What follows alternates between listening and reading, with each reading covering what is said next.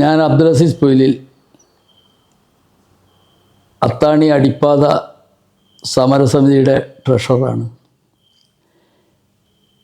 ഞങ്ങളെ സംബന്ധിച്ചിടത്തോളം കഴിഞ്ഞ ദിവസം വലിയൊരു സമരം, ഈ നാട് ഒന്നിച്ചണിനിരുന്ന സമരം നടക്കുകയുണ്ടായി.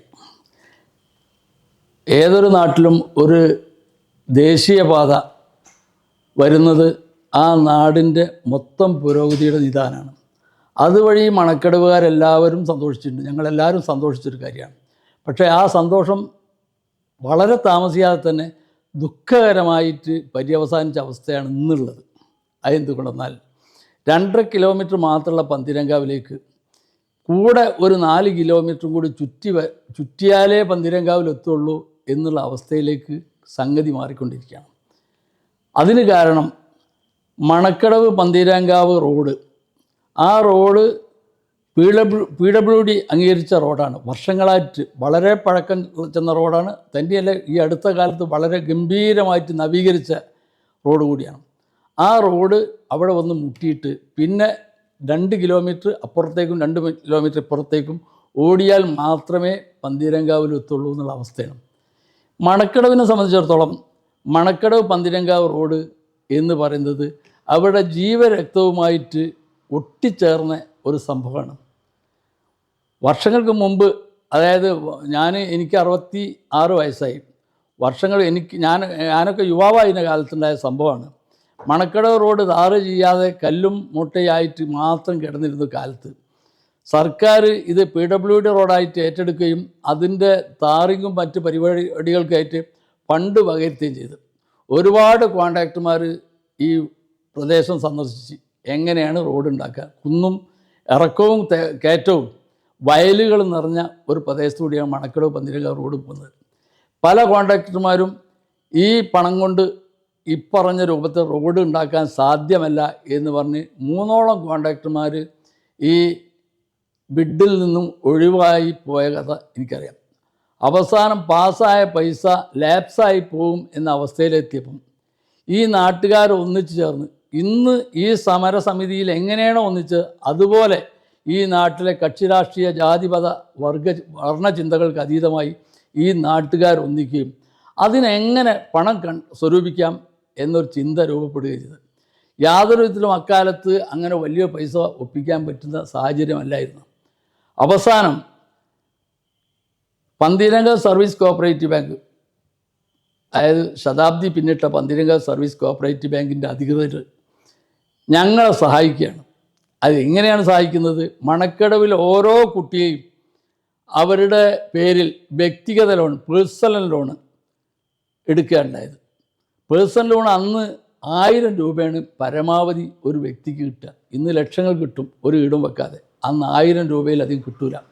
ഈ 1000 രൂപ മണക്കടവിൽ ഒട്ടുമുക്കാൽ ആൾക്കാരും 1000 രൂപക്കായിട്ട് ബാങ്കിനെ സമീപിച്ച് അപേക്ഷ കൊടുത്തപ്പോൾ വാസ്തവത്തിൽ ആ ബാങ്കിന് അത്രയും പേർക്ക് ഒന്നിച്ച് പേഴ്സണൽ ലോൺ കൊടുക്കുക എന്ന് പറഞ്ഞാൽ അവരുടെ ബിസിനസ് കംപ്ലീറ്റ് നിലച്ചു പോകാൻ വരെ സാധ്യതയുള്ള ഒരു ഏർപ്പാടാണത്. ആ സമയത്ത് നമുക്ക് നന്ദിയോടെ സ്മരിക്കേണ്ട വ്യക്തിത്വമാണ് KP കുട്ടികൃഷ്ണേട്ടൻ.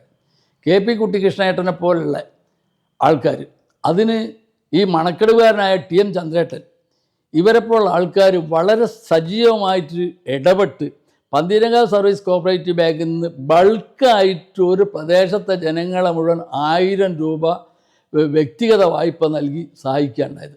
ആ വ്യക്തിഗത വായ്പയാണ് ഒരു ജനകീയ കമ്മിറ്റി രൂപീകരിച്ച് ഈ കോൺട്രാക്ട് പണി ആരംഭിക്കുന്നത്. പന്തീരങ്കാവിലുള്ള ഒരു കോൺട്രാക്ടർ, ആ പേര് ഞാനിപ്പോൾ പറയുന്നില്ല, പന്തീരങ്കാവിലുള്ള ഒരു കോൺട്രാക്ടറുടെ ലൈസൻസ് വെച്ചിട്ടാണ് ഈ വർക്ക് സർക്കാരിൽ നിന്ന് വാങ്ങുന്നത്. പണി നടത്തുന്നത് ഈ ജനകീയ കമ്മിറ്റി. പണി നടക്കാനുള്ള ധനം ഇങ്ങനെ 1000 രൂപ സമ്പാദിച്ച് ഓരോ ഈ ബാങ്കിൽ നിന്ന് എടുത്ത പണം അതുകൊണ്ടുണ്ടാക്കിയ റോഡാണിത്. അതിനർത്ഥം എന്താണ്? മണക്കടവിലെ ജനങ്ങളുടെ കണ്ണീരുപ്പ് നനഞ്ഞ റോഡാണിത്. ചെറിയ റോഡല്ല. മണക്കടവിലെ സാധാരണക്കാരായ സാധു ജനങ്ങളുടെ കണ്ണീരുപ്പിൻ്റെ നനവുള്ള ഒരു റോഡാണ് മണക്കടവ് പന്തീരങ്കാവ് റോഡ്.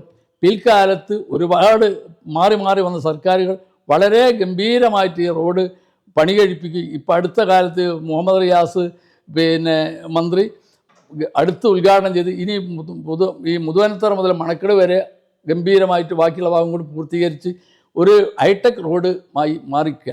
പക്ഷേ റോഡ് ഹൈടെക്കായി. പക്ഷേ എന്താ സംഭവം? അത്താണിയിൽ അവസാനിക്കാം. അത്താണി കഴിഞ്ഞാൽ ഒരു ഹൈടെക്കും ഇല്ല. അവിടുന്ന് ഉലകം ചുറ്റിയിട്ട് വേണം പന്തീരങ്കാവിലെത്താൻ. ഇത് കാര്യം എന്താ വെച്ചാൽ ഞാൻ മനസ്സിലാക്കുന്നത്, ഇവിടെ ഭരിക്കുന്നവർക്കൊന്നും നമുക്കൊരു അടിപ്പാത തരുന്നതിനോ ഈ റോഡ് ഇവിടെ മുട്ടണമെന്നോ ആഗ്രഹം ഒരു ഭരണകക്ഷിക്കും ഉണ്ടാകാൻ സാധ്യതയില്ല. കേരള സർക്കാരിന് ഇതിൽ വലിയ പങ്കില്ലെങ്കിലും ദേശീയ സർക്കാരിനും ഞങ്ങളോട് എന്താ വിരോധം അവർക്കുണ്ടാകേണ്ട ആവശ്യം? അവർക്കൊന്നും യാതൊരു വിരോധം ഉണ്ടാവില്ല. പിന്നെ കേന്ദ്ര ഉപരിതല വകുപ്പ് മന്ത്രിയൊക്കെ വളരെ നല്ല രൂപത്തിലുള്ള സമീപനമാണ് കേരളത്തിലെ ദേശീയപാതയോട് സമീപിച്ചതെന്ന് പിന്നെ ഉന്നതമായ പല നേതാക്കളും പ്രസംഗിച്ചാൽ കേട്ടിട്ടുണ്ട്. ഈ റോഡിനോടും അങ്ങനെ ഒരു ചിറ്റമായ അവരിൽ നിന്നുണ്ടാവില്ല. ഇത് സംഭവിച്ച എവിടെ വെച്ചാൽ ജനങ്ങളുടെ വികാരം മനസ്സിലാക്കാതെ, ജനങ്ങളുടെ വേദന മനസ്സിലാക്കാതെ, ജനങ്ങളുടെ ബുദ്ധിമുട്ട് മനസ്സിലാക്കാത്ത ഉദ്യോഗസ്ഥന്മാരാൽ ഉണ്ടാക്കപ്പെട്ട അലൈൻമെൻറ്റിലൂടെയാണ് ഈ ദേശീയപാത ഉണ്ടാകുന്നത്. അവർക്ക് നമ്മുടെ ഈ നാടിനെ മനസ്സിലാക്കാൻ കഴിഞ്ഞിരുന്നെങ്കിൽ ഒരിക്കലും ഇങ്ങനെ സംഭവിക്കില്ല. എന്തുകൊണ്ട്? PWD റോഡാണ് വന്നുകൊടുക്കുന്നത്. ആ റോഡ് വളരെ ഗംഭീരമായിട്ടുണ്ടായിരിക്കുക. ആ റോഡിന് തടസ്സം വരുന്നൊരു അവിടെ ഒരു അടിപ്പാതയോ മേൽപ്പാതയോ ഉണ്ടാക്കി ഈ റോഡിന് തടസ്സമില്ലാതെ പന്തീരങ്കാവിലേക്ക് പോകുന്ന അവസ്ഥ ആ ഉദ്യോഗസ്ഥന്മാർ ഒന്ന് തിരിഞ്ഞു നോക്കിയാൽ, ഒന്ന് ശ്രദ്ധിച്ചാൽ ഉണ്ടാക്കാവുന്നതേ ഉള്ളൂ. ഇതിന് മുറവിളിയുടെ ആവശ്യമില്ല, സമരത്തിൻ്റെ ആവശ്യമില്ല, സത്യാഗ്രഹത്തിൻ്റെ ആവശ്യമില്ല. സ്വമേധയാ കൃത്യമായിട്ട് തന്നെ ദേശീയപാത അതോറിറ്റീൻ്റെ ആൾക്കാർ ചെയ്തു തരേണ്ട ഒരു നന്മ മാത്രമാണ്. അത് ഔദാര്യമായിട്ടില്ല, ഒരു അവകാശമായി ചെയ്തു തരേണ്ട കാര്യം മാത്രമാണ്. പക്ഷേ അവർ ജനങ്ങളെ മനസ്സിലാക്കിയില്ല, നാടിനെ മനസ്സിലാക്കിയില്ല. മണക്കടവ്, മുതുവനത്തറ, പൂളേങ്കര, ഉദയമംഗലം, നടക്കാവ് തുടങ്ങിയിട്ടുള്ള ആൾക്കാരുടെ കണ്ണീരിൽ കുതിർന്ന റോഡാണ് ഈ മണക്കടവ് റോഡ്. അവരുടെ വേദനയുടെ റോഡാണ്. ആ റോഡിൽ നിന്ന് ഗംഭീരമായിട്ട് ഉയർന്നപ്പം ആലിപ്പഴം പൂക്കുമ്പോൾ കാക്കയ്ക്ക് വായ്പുണ്ണ് എന്ന് പറഞ്ഞ മാതിരി റോഡ് ഗംഭീരമായി നോക്കുമ്പോൾ നമ്മളെ ഗതാഗതം തടയപ്പെട്ടുക, ഞങ്ങളുടെ സഞ്ചാര സ്വാതന്ത്ര്യം തടയപ്പെട്ടുക. ഇതാണ് ഇന്ന് ഈ ദുരിതത്തിൻ്റെ അവസ്ഥ. ഒരു കാര്യം അധികാരികളോടും ഉന്നതമായ ഉദ്യോഗസ്ഥന്മാരോടും ഞങ്ങൾക്ക് പറയാനുള്ളൂ, ഞങ്ങളെ വേദന ഉദ്യോഗസ്ഥന്മാരോടല്ല വേദന, ഇത് ഭരണകർത്താക്കളും അവർ ജനകീയമായ ചിന്തിക്കുന്ന ആൾക്കാരാണ്.